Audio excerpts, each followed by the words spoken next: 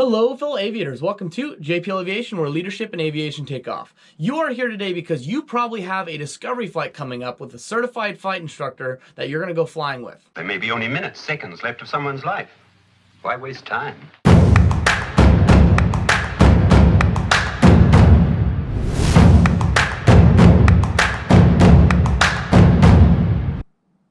What's a discovery flight? What do I need to know in order to go into this thing and be best prepared? That's why you're here at JPL Aviation, because I'm going to tell you exactly just that. The certified flight instructor, first off, for your discovery flight is going to be picking about an hour of time, and he's going to go up on a beautiful day.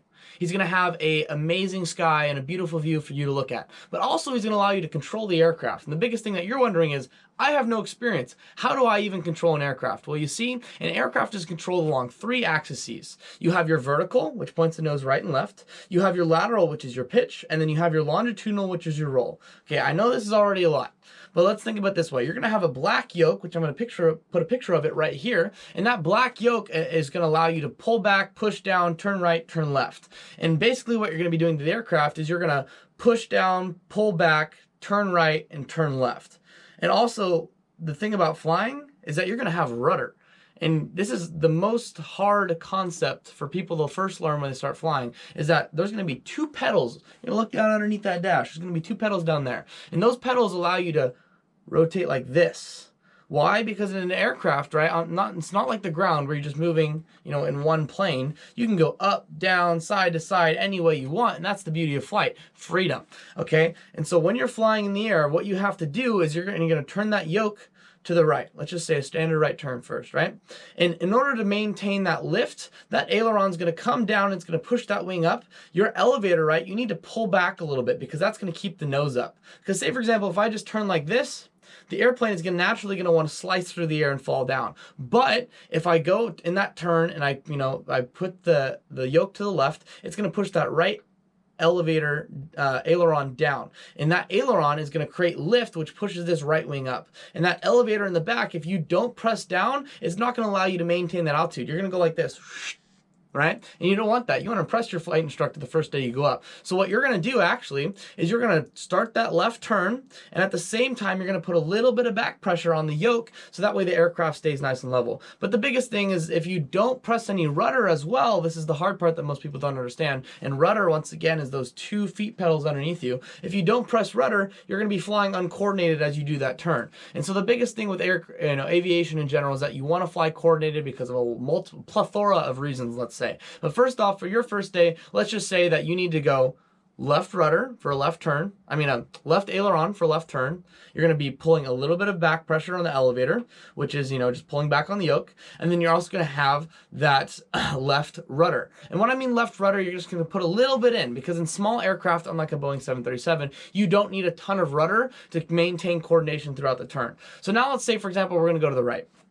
On a right turn, we're going to use the left aileron. So we're going to push the yoke to our right. That left aileron is going to come down. It's going to produce lift, which makes the left wing go up. And in that left wing, it's going to be producing lift, which starts your turn. Just like in the left turn, we're going to pull back on the yoke, and that's going to allow the elevator in the back over here to press down and allow us to maintain our altitude. But once again, just like in the left turn, we have to use that right rudder. So with that right rudder, which we're going to push a bit more than we did on the left side, because aerodynamic forces, we can go over that in a different video. But right now, all you need to know is that you need to put more right rudder in a right turn than you do left rudder in a left turn. So once again, that is more right rudder in a right turn than left rudder in a left turn. So you're gonna basically go in like this, pulling back on the yoke, right? So let's just simulate. Straight and level, holding it straight and level, right?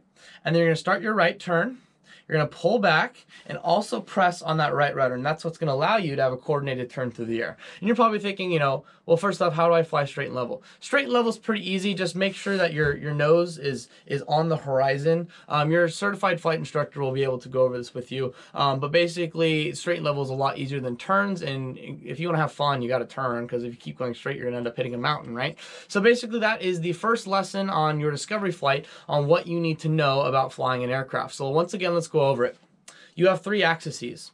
You have your vertical, you have your lateral, and you have your longitudinal. And in those 3 axes, it allows you to maneuver the aircraft. When we're going to start a left turn, we're going to move the yoke to the left.